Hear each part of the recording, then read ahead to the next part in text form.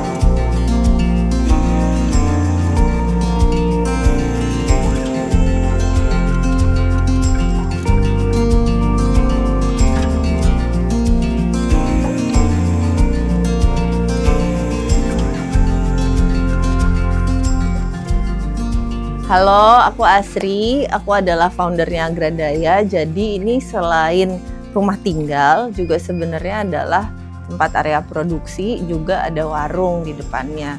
Tapi aku tinggal di sini tuh udah mulai dari tahun 2014. Nah, dari 2014 itu sebenarnya renovasinya tuh bertahap. Baru benar-benar selesai itu di tahun 2020, jadi butuh waktu 6 tahun untuk merenov semua sampai kelihatannya hampir mendekati ini gitu. Nah, awal-awal datang kami tuh juga banyak hal yang dirapihin dan aku sendiri belajar tentang filosofi rumah Jawa tuh ternyata dalam sekali ya gitu. Nah, ini adalah area dimana kayak terasnya joglo. Sebenarnya ini adalah area di mana tamu biasanya ada di sini. Tamu-tamu warung juga biasanya duduk di sini. Memang area depan rumah Jawa tuh public space sih untuk tamu-tamu datang, untuk nge-host tamu gitu.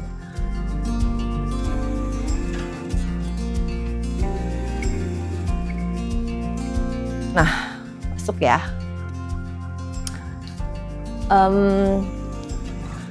Ini namanya joglo. Joglonya ini sebenarnya kalau teman-teman mempelajari rumah Jawa tuh bagian atasnya itu namanya tumpang sari. Tumpang sari ini kalau orang Jawa percaya bahwa di dalamnya itu, di atasnya itu kalau kita mau nempatin selamatan dulu gitu, terus biasanya ada benderanya, terus ada koinnya. Bahkan waktu aku pertama kali renovasi, aku nemuin sebuah tulisan di atas itu tulisannya 1941. Jadi si rumah ini tuh dibangun dari tahun 1941. Jadi jangan dilihat sekarang udah tegel gitu. Awalnya aku datang ini masih plesteran semua gitu. Terus yang paling aku sayang sebenarnya waktu aku nempatin rumah ini, dia tuh udah dengan soko ini. Jadi soko ini tuh, soko kayunya ini jati lawas semua. Dan ini nggak ada yang diganti, teman-teman, cuma aku renov aja dikit-dikit sama Pak tukang kayunya. Ini dari jati lawas yang ukurannya juga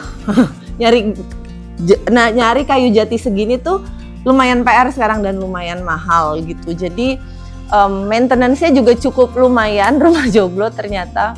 Tapi ini aku rawat supaya bisa juga buat area nerima tamu. Jadi emang sampai sekarang aku rawat. Jadi misal tamu datang jumlah besar, terus kayak pengajian, terus acara apalagi ibu-ibu KWT, pokoknya acara-acara yang butuh untuk public space itu di sini gitu. Terus apa lagi ya? Oh iya, dindingnya mungkin. Dindingnya agak sedikit beda sama dinding zaman sekarang. Ini yang sebelah sini sama sebelah sini itu masih dinding zaman dulu. Maksudnya zaman dulu kan nggak ada semen ya.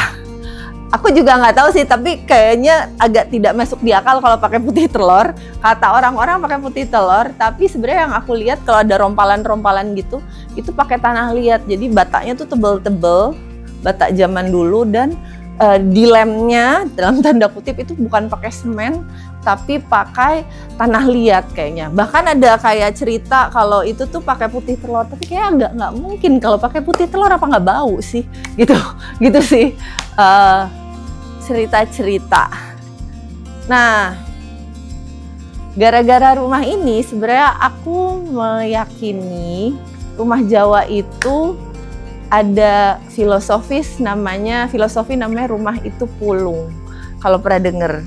Jadi yes, kalau anak sekarang Gen Z dan milenial beli rumah, dapat rumah itu karena KPR, tapi orang Jawa tuh punya filosofi namanya rumah tuh pulung. Jadi kayak kamu punya energi yang sama nggak sama itu rumah. Aku sangat meyakini sekali sama rumah ini gitu teman-teman. Karena di awal-awal aku belajar banyak banget tentang penyelarasan energi di rumah ini gitulah. Nah, ini area namanya apa ya? Area yang lebih private. Kalau istilahnya dibilangnya peringgitan. Sebelum aku datang, nih rumah itu tuh cuma kayak apa ya? Plesteran aja di sini. Nggak ada pohon-pohonnya nih, nggak ada. Jadi kenapa? Karena pemiliknya sebelum aku itu adalah simbah-simbah yang menggunakan area ini untuk jemur gabah. Jadi memang panas banget gitu. Jadi pas aku datang tuh cukup panas daerah sini. Cuman karena kami udah nggak pakai buat jemur gabah juga, jadi aku tanemin dan aku kasih kayak batu-batu gini. Ini juga nggak pakai semen, kami susun aja biasa.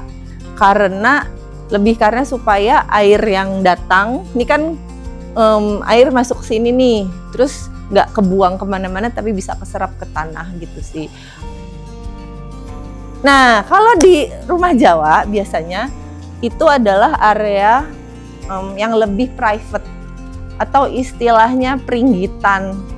Nah, dulu-dulu katanya susunan tatanan rumah begini tuh katanya kayak keraton versi kecil gitu. Jadi di sini itu biasa area dibuat buat nanggap wayang. Nanggap wayang, ini apa sih istilahnya, geber tuh apa ya? Ini tuh istilahnya kayak layarnya si wayangan itu loh Mbak. Terus si penontonnya di sebelah joglo, yang nonton keluarga itu di peringgitan. Jadi gitu katanya. Terus ini dan beneran dulu katanya di sini di rumah ini sebelum aku nempatin masih zaman dulu banget itu sering nanggep wayang katanya. Makanya begini bentukannya. Oke, kita masuk.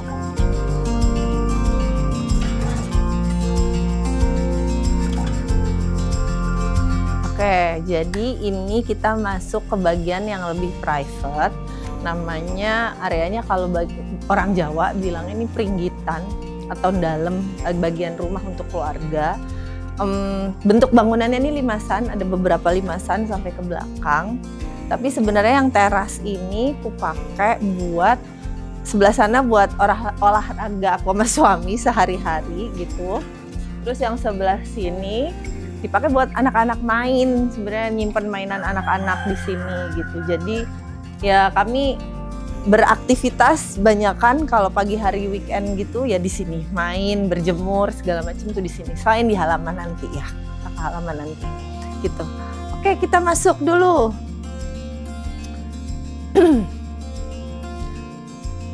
Nah, ini bagian rumahnya, inti dari rumahnya.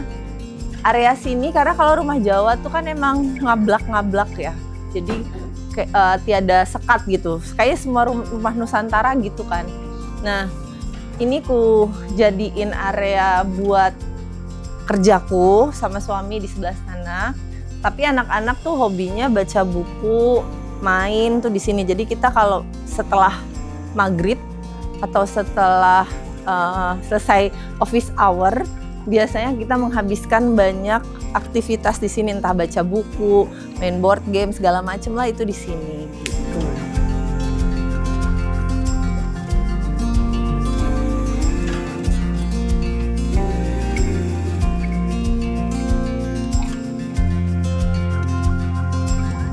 Nah, sebenarnya rumah ini juga mengalami beberapa renovasi nih Mas. Tapi ini udah dari awalnya tuh udah setinggi ini. aku sukanya sama rumah Jawa adalah ventilasinya tuh bagus gitu. Jadi aku kedapetan banyak rumah yang atapnya tinggi, terus udah gitu ventilasinya tuh cukup banyak.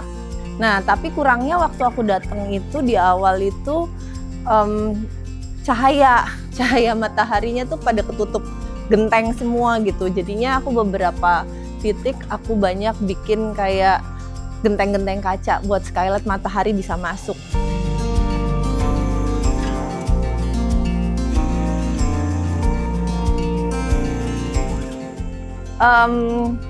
Ini adalah bagian area masih di inti rumah. Ini tuh salah satunya area yang tempat kami sering berkumpul karena aku suka sekali masak. Jadi anak-anak biasanya kalau sebisa mungkin weekend tuh aku bilangnya membuat prakarya. Jadi kita masak, terus anak-anak di sini makan sama aku sama suami. Kita setiap di rumah kita punya peran dan tugas masing-masing. Kayak ada yang toto dahar, ada yang masak, ada yang nyuci piring gitu-gitu. Jadi kita membagi tugas.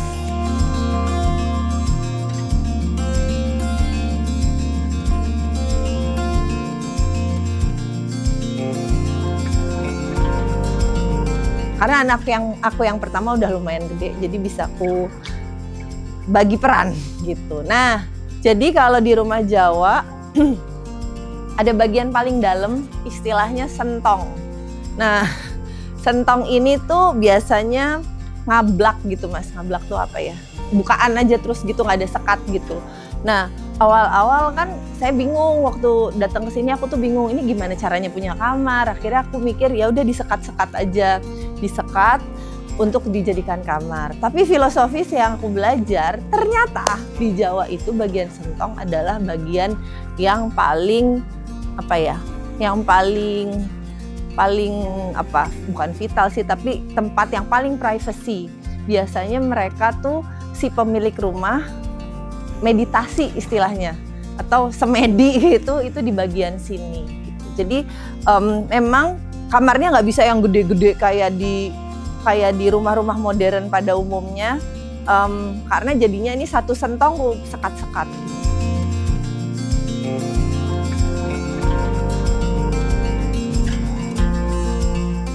Nah, ini luar kamar anakku berantakan nih. Nah, ini adalah area cleaning lah, bersih-bersih lah, di mana mesin cuci, terus tempat cuci-cuci itu semua di sini. Tadinya ini ruangan ini nggak ada. Ruangan ini tuh adalah outdoor. Tadinya ini malah sama si pemilik adalah kolam ikan, jadi kayak ruang penantara tadinya.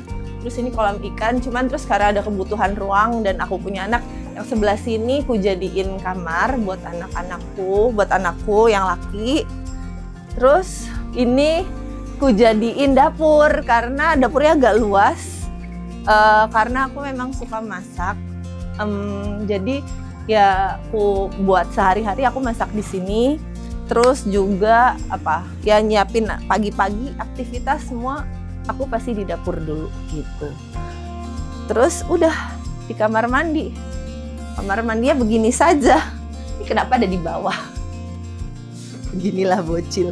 Kamar mandinya kami banyak pakai batu alam karena karena batu alam di sini mudah banget didapat ya Mas, dari Muntilan, dari Magelang gitu.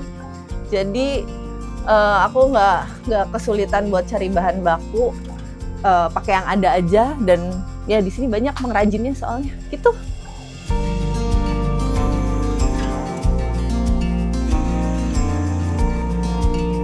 Nah, sekarang kita ke area produksinya Agradaya dulu.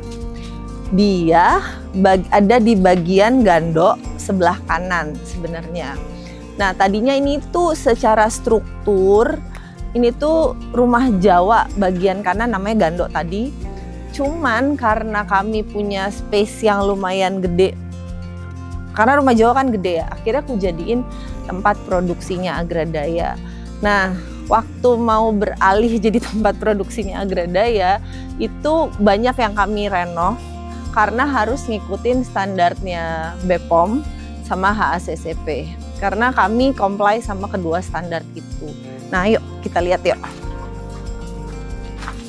Jadi setiap pagi kita tuh jam 8 kita briefing dulu. Setelah briefing nanti baru ke tempat produksi masing-masing. Nah, area ini adalah area steril teman-teman, di mana barang-barang yang udah jadi simplisia istilahnya atau rempah iris kering itu masuk ke sini, dan standarnya standar obat dan kosmetik gitu di sini.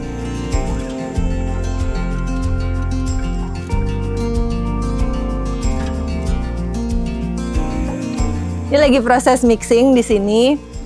Jadi bahan-bahan kalau udah kering gitu, itu masuk ke sini setelah proses sortasi. Di dalam juga ada labnya. Labnya tuh buat ngetes moisture atau kelembapan si simplisia.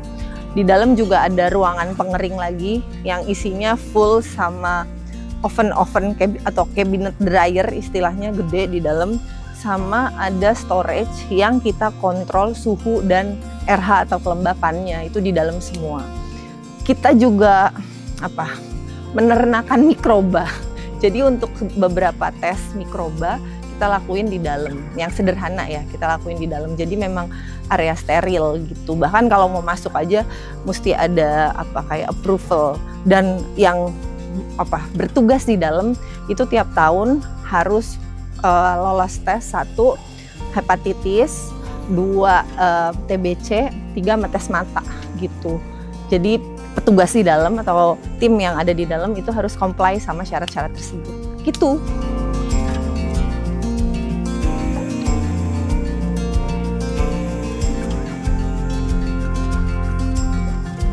Jadi sebenarnya waktu aku datang di rumah ini tuh, di sini ada sumur nih di bawah sini tuh. Cuman nggak boleh dipertahankan sama BPOM karena mau dijadiin area produksi. Sumurnya lumayan sumur tua karena ini rumah tua ya. Tapi masih kami pakai sumurnya, tapi nggak boleh ke atas gitu, nggak boleh, jadi harus diratain karena untuk standar keamanan pangan gitu. Di sebelah sana tuh ada bunderan gitu. Nah, terus ini juga pohon yang udah ada dari dulunya, bukan aku yang nanem.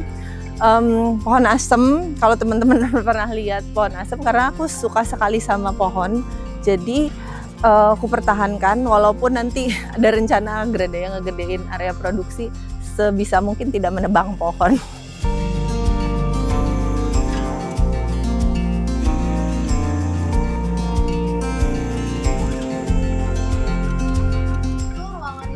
Oke, kita ke situ ya. Bode, aku buka ya. Nggak apa-apa deh. Buka ya deh. Ini adalah ruangan. Ini sebenarnya area tambahan karena kan Bode setiap hari masak. Setiap hari kan masak ya. Terus kita tuh kan kayak sekali masak Bode paling enggak 20, 15, paling sedikit segitu ya deh ya. Kadang kalau lagi naikin kontainer sampai berapa deh? 50 kayaknya ya. Bisa segitu. Terus setiap hari masak segitu banyak kan, kalau kita kalau misalnya kita nggak punya space sendiri kan PR. Jadi emang ini Bode nyiapin makan siang untuk tim Agradaya tuh di sini gitu. Jadi jam 12 istirahat, pada makan semua di sini. Udah jejer ya deh, teng. Udah makan di sini semua. Gitu. Tungkunya nanti aja deh.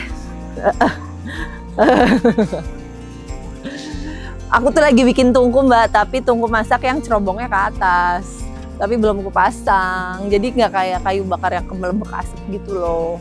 Belum jadi. Nah ini adalah, iya ini adalah tanaman-tanaman makananku. Boleh kesini. Jadi aku dan anak-anak menanam karena punya halaman yang lumayan ya. Jadi aku nanam supaya biasalah kayak cabe, terong. Terus aku sebenarnya suka banget pare, tapi kok yang keluar gambas ya, aku salah. Nah, supaya bahan makanan tinggal metik-metik gitu, kayak daun bawang kan tinggal metik. Ini lagi baru mau keluar dia. Ginilah. Tapi menyenangkan loh, kayak tiba-tiba aku dapet sirsak. Aku banyak kayak kelapa, aku udah nggak pernah beli semenjak tinggal di desa, teman-teman. kelapaku banyak, bahkan menjadi pasif income-ku. Jadi paling enggak tuh ya, lucu banget karena aku punya banyak pohon kelapa. Jadi kelapa udah aku sisain buat Agrada ya, buat kita makan. Sisanya kan baru dijual. Itu kalau ada yang nebas lumayan loh, sebulan tuh 200.000, 300.000 buat hasil jualan kelapa. Gitu. Nah ini adalah, ini jebol. Ini adalah kompos teman-teman. Jadi aku punya beberapa kompos karena kan kami masak setiap hari itu banyak buat tim Agradaya. Jadi banyak sampah dapur. Sampah dapurnya aku taruh sini-sini semua. Jadi kita cuma punya sisa sampah kering dari produksi sama dari warung. Itu udah bersih gitu, jadi nggak bau. Sama aku jadiin sampah kompos cair di situ. Kompos cair itu tadi yang teman-teman lihat lagi itu budenya ngapain? Nah itu lagi ngumpulin kompos cair, nanti disiram ke sini ke tanaman-tanaman. Begitu. Nah ini yang kanan ini apa Kak? Ini pohon manggis. Aku banyak menanam pohon teman-teman. Ini pohon manggis. Terus ini aku tuh setiap anakku lahir, aku menanam pohon. Ini adalah pohon bodi namanya. Besar kan? Padahal dia seumur anakku yang pertama. Ini seumur anakku yang pertama. Ini pohon katanya kalau teman-teman ngikutin kisahnya Siddhartha Gautama, dia moksa di atas pohon ini, di bawah pohon ini. Itu. Jadi aku nanam pohon bodi, ari-ari anakku juga pada di sini. Itu. Kalau ruangan itu Kak? Nah itu baik. Kalau ini space buat duduk-duduk aja sebenarnya, karena kan tamu banyak ya dari warung. Jadi ini aku bikin space buat duduk-duduk. Kalau ini adalah pada zamannya aku kan belum punya pengering dan Agradaya tuh masih rumahan banget. Agradaya tuh kan mulainya tuh kita bisa ngering-ngeringin kayak sekarang kan nggak langsung punya pabrik kayak tadi gitu ya. Kita tuh di dapur rumah gitu, pakai oven, nge-labnya juga di dapur rumah gitu. Terus pengeringnya pakai yang tadinya awalnya tuh pakai rigen, istilah boso Jowone Mas. Pakai kayak apa sih? Anyaman bambu gitu. Terus suamiku bikinin ini salah satunya, ini yang kecil. Jadi kalau aku panen-panen apa, tapi sekarang udah nggak dipakai. Itu dulu pakainya yang ini. Jadi misalnya aku panen bunga telang tiap pagi gitu ya. Ya aku taruh sini, ini kayak mau panen asem gitu tuh. Kan asemnya tadi banyak ya. Aku taruh sini. Nah kalau buat asem tuh masih dipakai di sini sih. Bahkan kayak bikin garam aja. Anakku tuh suka iseng, misalnya ke pantai, bawa botol aqua gede, terus ditaruh di sini, di bowl kaca gitu, terus jadi garam.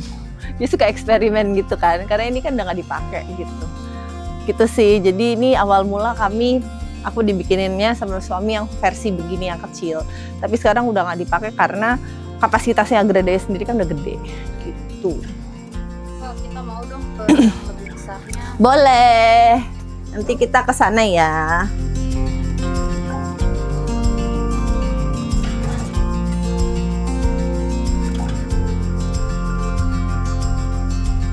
Nah, jadi aku sambil cerita-cerita kali ya. Aku juga merawat ayam-ayam, ada beberapa kandang ayam. Sebenarnya sih menyenangkan loh ngerawat ayam tuh ternyata. Jadi kayak kamu punya telur sendiri, kamu punya supply telur. Jadi tiap pagi kayak aku dapat hadiah gitu. Anakku suka gitu pagi-pagi ngecek kandang ayam dulu, terus saya jadiin sarapan gitu. Dan mereka tuh kan cepet beranaknya ya, jadi harus dimakan, memang harus dimakan. Paling nggak berapa bulan atau berapa minggu gitu, jadinya harus nyembelih ayam. Tapi ya nyembelihnya yang ribet ya, mendingan ditaruh tempat orang yang nyembelih ayam gitu. Nah kayak gini aku juga sebenarnya terinspirasinya dari sebenarnya ini tuh kearifan lokal, namanya terasah batu. Jadi mereka nggak pakai semen teman-teman, ataupun malah nggak pakai aspal, ini cuma batu disusun. Dan ternyata eyang-eyang kita itu dulu bikin jalan tuh begitu gitu. Terus kan dilalah tuh di sini tuh banyak banget batu ya deket Sungai Progo, dan batu tuh murah-murah gitu. Jadi aku banyak mengadaptasikan dari hal-hal yang ada di sekitar sih sebenarnya gitu. Oke. Iya, satu pedukuhan. Kita jalan ya. Ini ada Bude Meme Gabah nih loh. Meme Gabah.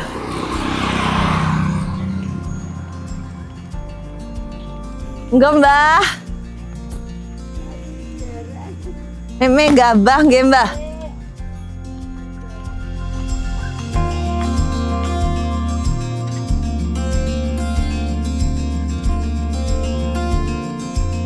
Nah, ini adalah area produksi hulunya Agradaya. Jadi sebelum masuk ke tempat produksi yang tadi, ini kan barang-barang dari petani, baru dicabut dari tanah, masih banyak tanah-tanahnya. Itu diolah dulu di sini gitu. Jadi ini juga sebenarnya adalah rumah warga yang kami sewa. Jadi itu kalau di desa teman-teman banyak banget rumah-rumah warga yang anak mudanya udah nggak mau nempatin gitu. Jadi kosong gitu, jadi kita sewa buat buat tempat produksi. Yuk masuk yuk. Halo deh, ntar aku nyalain dulu.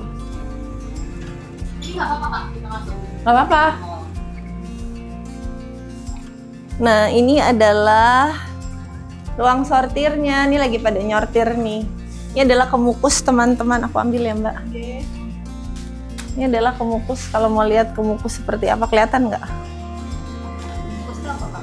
Kemukus ini sebenarnya ini tanaman, kalau kata buyerku dia orang Jerman, dia katanya VOC datang ke Jawa tuh karena ini.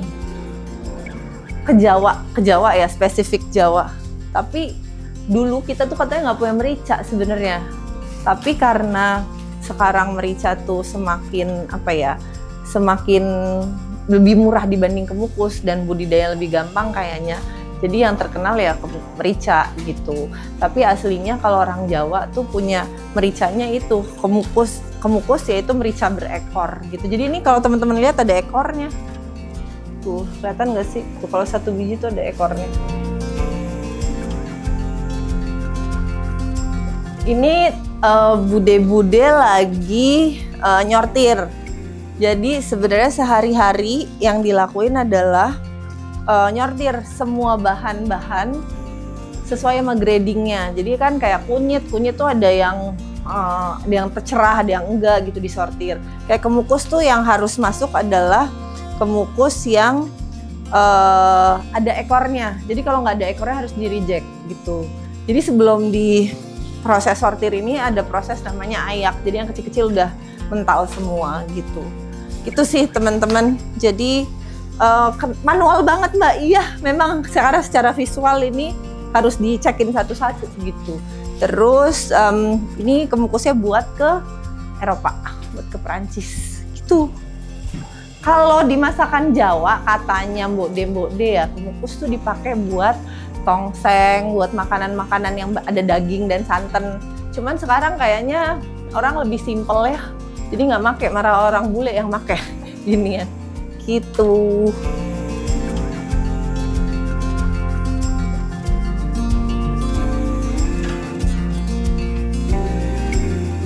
Kak, itu apa sih Kak?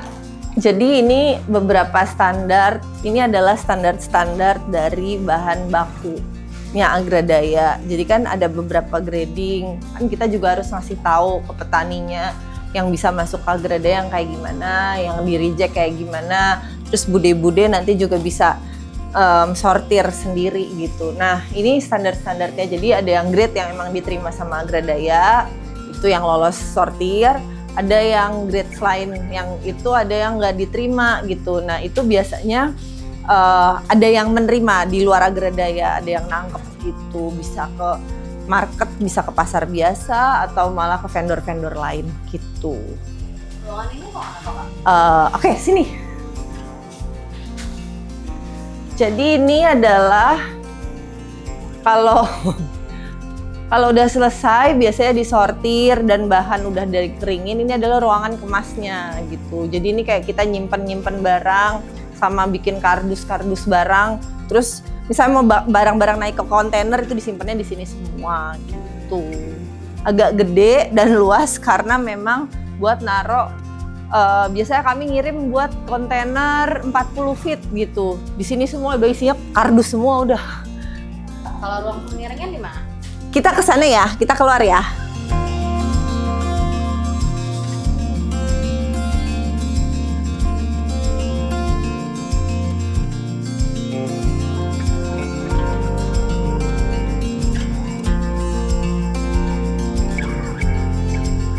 Oke, sekarang tur terakhir kita yaitu ke warung Murakabi.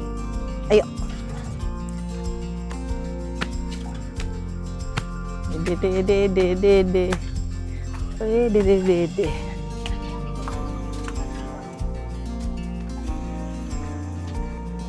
Kenapa?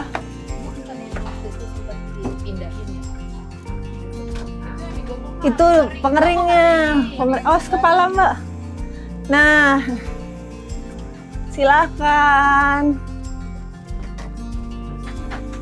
Jadi, selamat datang di warung. Jadi, warung Murakabi ini adalah awalnya itu dari sebuah instalasi seni di Arjok yang diinisiasi sama Pak Singgih dan Mbak Santi dari Indie Guerrillas gitu. Pak Singgih kalau pernah dengar, beliau yang membuat Pasar Papringan sama Magno Radio. Nah, beliau yang awalnya bikin. Instalasinya waktu di Arjok tahun 2019 atau 20 gitu, aku lupa.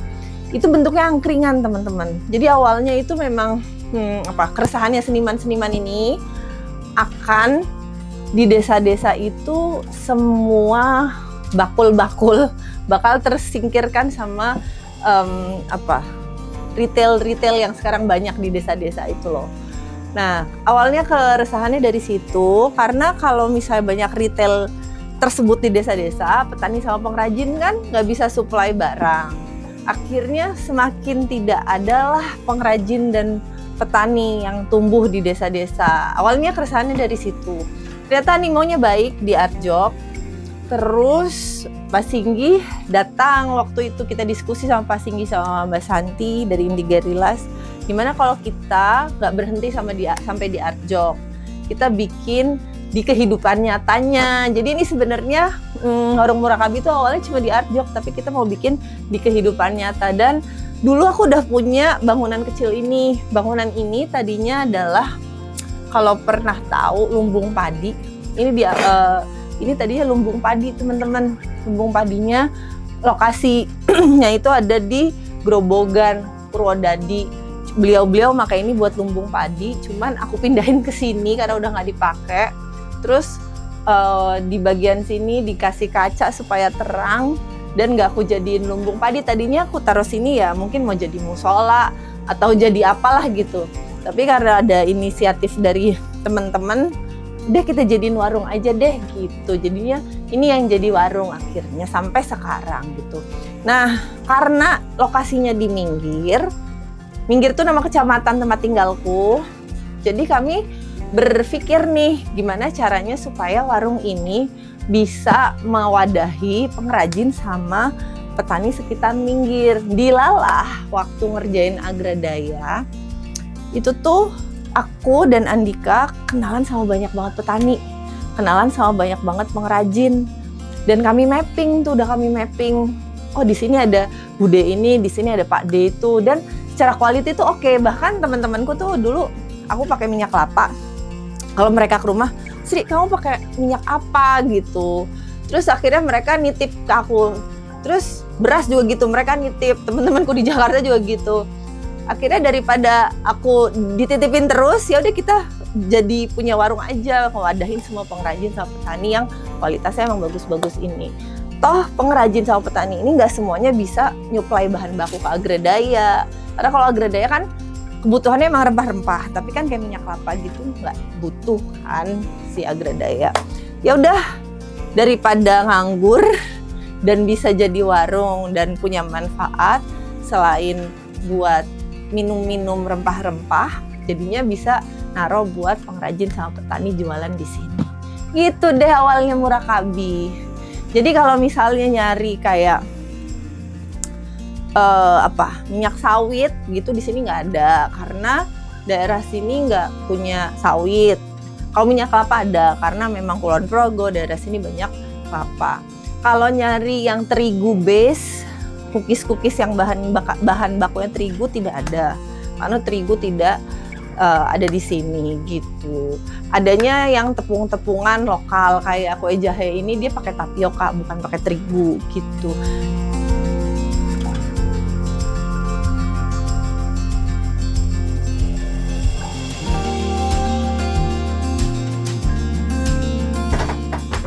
Makasih ya teman-teman udah main ke rumahku, Agradaya dan Warung Murakabi Minggir. Kalau ke Jogja jangan lupa main-main ke sini ya. Dadah, terima kasih, sampai jumpa.